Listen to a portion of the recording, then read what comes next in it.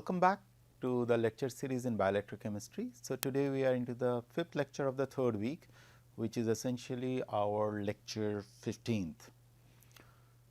So, last two classes we talked about the concentration cells, and I told you that how a concentration cell can be used or can be constructed. And in the last class we talked about when you have a porous membrane which allows a selective ions to flow across it, that leads to the generation of Nernst potential or membrane potential.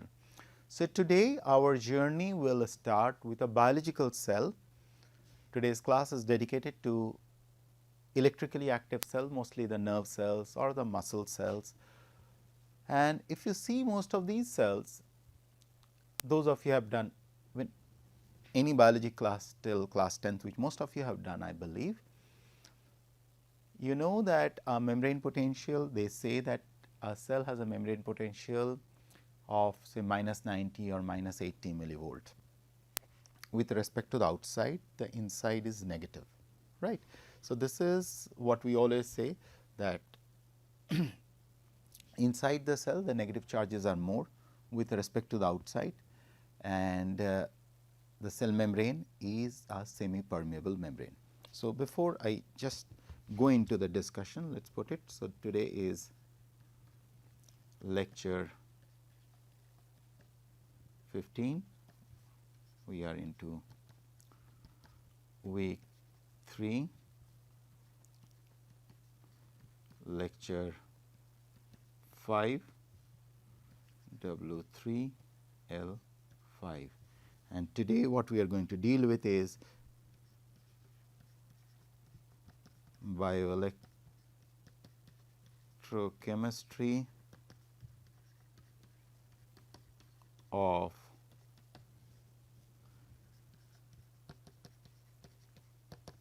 nerve cells / ion channels, or you can call it electrically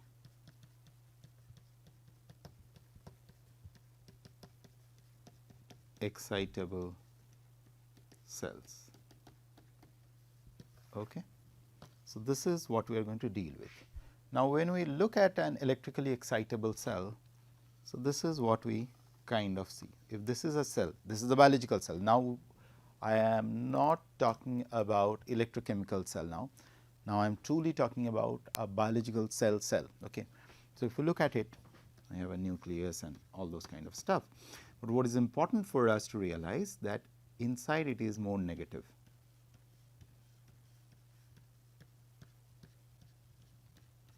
And outside it is positive.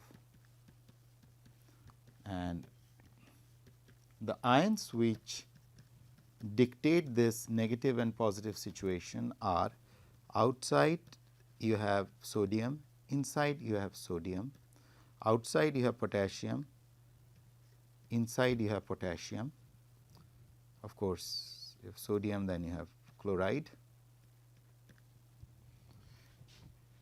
So, at this point let us deal with only these 2-3 ions. Of course, inside you have a structure called sarcoplasmic reticulum SR, you have calcium, but we are not dealing with it, just for your knowledge sake, okay. Which is calcium is not freely moving around, roaming around inside the cell. Now, having drawn this, you must have seen I have drawn these alphabets at larger and smaller size. There is a reason for it. So, outside the cell, which is extracellular, so this whole region, which is the extracellular region has a concentration which of solutes similar to that of seawater. Okay. So, in other words, when we talk about seawater, we talk about a situation when concentration of sodium is fairly high. So, this concentration of sodium is fairly high along with the chloride concentration, chloride ion concentration, as compared to the sodium which is inside and chloride inside. Vice versa, on a reverse note, inside the potassium ion concentration is very high as compared to potassium concentration. Now, the third aspect what is important for people to appreciate is this membrane what we talk about, the cell membrane what we are talking about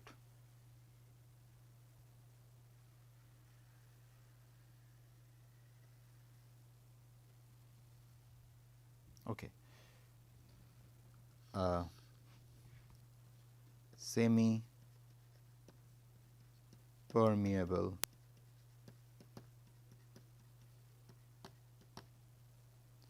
porous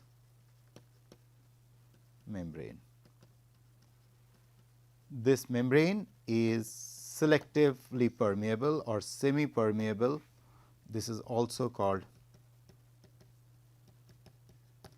selectively permeable membrane. Now, having said this, now if I take the liberty to tell that this semi permeable membrane under a normal condition only allows one particular kind of ion to freely move across it. In other words, there is a free movement of only one particular kind of ion, barring aside it will not allow others to freely move, unless otherwise they utilize some other mechanism to flow across it. So, if I take this liberty to tell the ion which can freely move across it is potassium, it can freely roam around across in and out. Now, if I say so, that means the potassium ion concentration inside is higher as compared to the potassium ion concentration on outside. If that is the situation, then what will happen is the potassium ion flow will be governed like this, because in that case potassium ion from here, from inside, will try to leak outside, a situation which you could recollect back in the previous class. If I now just put in front of you the drawing what you drew here, on your left hand side you have higher potassium, on your right hand side you have a lower potassium chloride, and both sides of course you have potassium chloride on the left hand as well as right hand. Only difference is that potassium chloride on the left hand side has a higher concentration as compared to the potassium chloride on the right hand side, and the membrane what we talked about is a semi permeable membrane which only allows potassium to migrate on both sides. So, what it led to is what we call as the membrane potential. Now, if that holds true in that situation, exactly using the same situation, we are almost getting there, and we draw this expression where delta E, which is your membrane potential, and we talked about any ion, it could be sodium, it could be chloride, it could be potassium, it could be calcium. So, in this situation now we are talking about potassium. If we use this analogy, and I already told you that E0 will become 0 because on both sides it is the same E0 we are dealing with. Okay. So, in that situation, this is the expression which is going to govern the membrane potential. Now, coming back to the situation. Now, since I showed you this, if now I plug in the values, now if I know the concentration generally, the concentration, a typical concentration of potassium inside the cell is 150 millimolar. Okay. This is the typical concentration inside the cell as compared to outside. Outside the potassium concentration is around 5 millimole. This is the typical outside concentration. If these two are the concentration, and if we consider the body temperature to be 37 degrees centigrade, which is 310 Kelvin. Now, if I plug in the values now with the expression which we developed out here.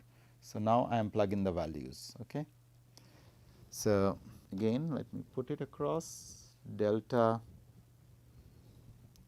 E K plus. Now, instead of m plus, now I am just putting the comparison so that everything makes sense. So, m plus become K plus, okay, equals to R T upon Z F natural log K plus outside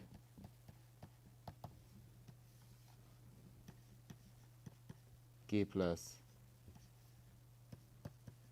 inside. Okay.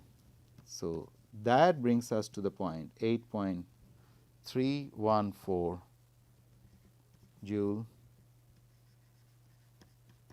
mole multiplied by your Kelvin 310 Kelvin divided by 1, which is potassium ion, which is 1 electron transfer which is happening, multiplied by the valency, actually essentially in this case 96,485 coulomb. This 2 gets cancelled, this one gets cancelled, multiplied by natural log,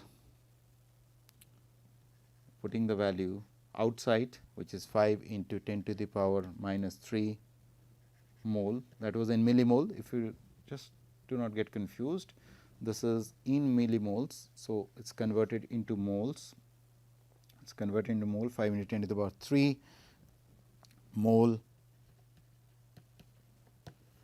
divided by 150, which is inside, multiplied by 10 to the power minus 3. Okay. This is cancelled, 10 to the power 3 gets cancelled, 10 to the power minus 3 gets cancelled, sorry, 10 to the power minus 3 get cancelled.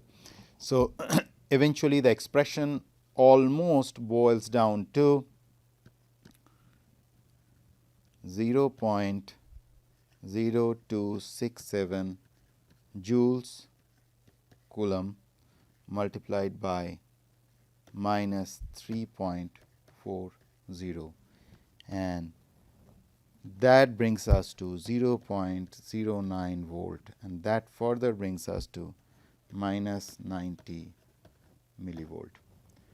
Now, this is the reason, the concentration of potassium ion which dictates the membrane potential, and this is the fundamental reason why a cell sits at minus 90 millivolt. And this whole derivation, the whole journey of last 10 to 14 lectures, you might be wondering that why I have to go through this whole rigor of understanding Nernst equation, why I am pushing upon that, please go to the basics. Now, in the light of all these things, if you understand the Nernst equation, if you understand the simple electrode reactions, everything will make sense to you. Otherwise, nothing will ever make sense to you. Now, in the light of this, if you plug in the values, why a cell sits around. Now, I told you in the beginning, the cell sits around, somewhere around. So, mostly a cell sits around, whenever we talked about, sits around either minus 90 millivolt or minus 80 millivolt or minus 70 millivolt. This is the zone, except barring aside certain cells. So, for those who are biologists, do not take into account at this point the pacemaker cells which sits at minus 35 or minus 40 millivolt. Do not take those into account, there is different reasons for it, but the basic logics are the same. the membrane potentials are determined by a different kind of permeability. So, we are not getting into that for the time being. Okay? Now, coming back. So, that is the fundamental reason why a cell sets at minus 90 millivolt.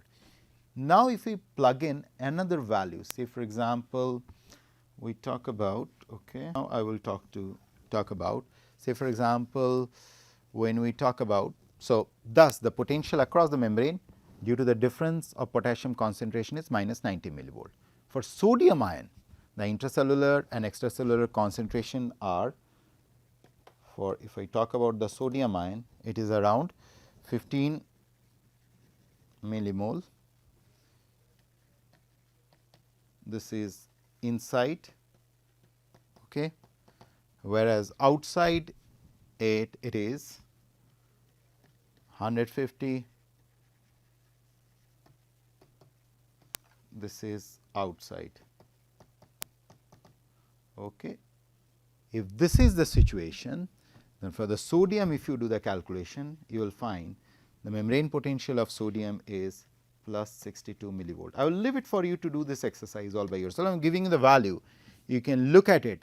So, all the various ions that exist in and around the nerve cell contribute to the overall membrane potential, which when cell is at rest and not transmitting any information, it is around, that is why I told you minus 60 millivolt to minus 75 millivolt. This is where most of the values lies, because there are other ions which are involved in it. The exact ionic concentration depend on the situation of the cell and the ambient condition. So, these are the values which are very typical values. Okay.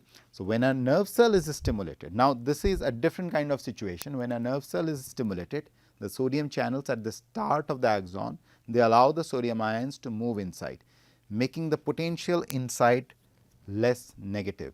And as more sodium enters the cell, the potential increases around plus 20 to plus 40 millivolt. At this point, the sodium channel closes and separate the potassium channel open, so that potassium ion leave the cells, changing the potential back towards the resting value.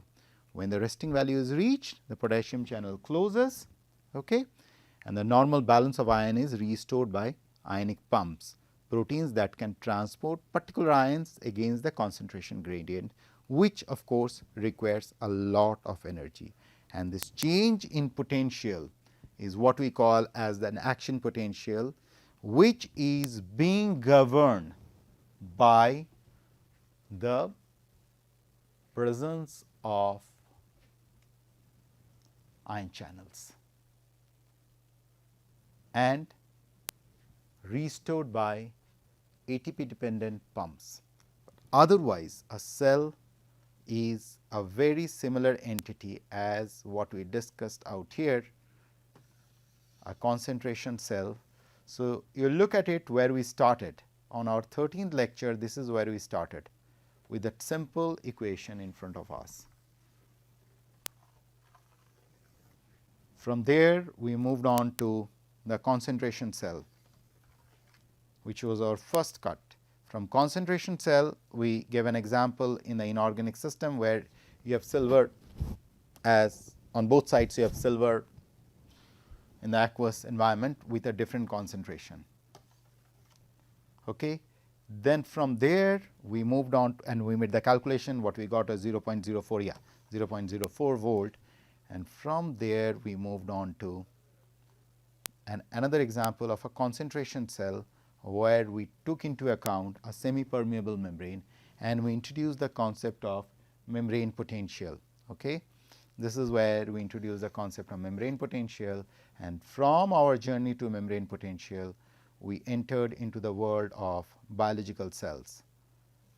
That brings us to a complete circle of realizing nurse potential, how different electrodes on left hand and right hand side, same electrode on left hand and right hand side, how you can vary the concentration, how you can vary the electromotive force, how you can really, you can have different reduction potentials, right. Think of it, I have a E0 of a different E0 on one side, another E0 on another side. to different E zeros, let us do the flow, keep the concentration same. I could have different concentration having the same E zero, E zero, E zero, as we talked about silver, silver, okay, E zero, E zero. So, E zero gets cancelled because E zero, you remember E is equal to E 0 plus minus E 0 minus, right. So, the E 0 gets cancelled, but still you have the concentration which is different. So, this requires a lot of rigorous thinking process. It is not you have to mug up the things, you just have to realize that you have to think over it, churn over it, realize that these are very simple equations, but these expressions which won Nobel Prizes, they hold something amazing in their own beauty. So, try to appreciate these simple things and try to correlate things. So, that is our journey as of now from simple electrochemistry to the bioelectric chemistry of biological cells. Thank you.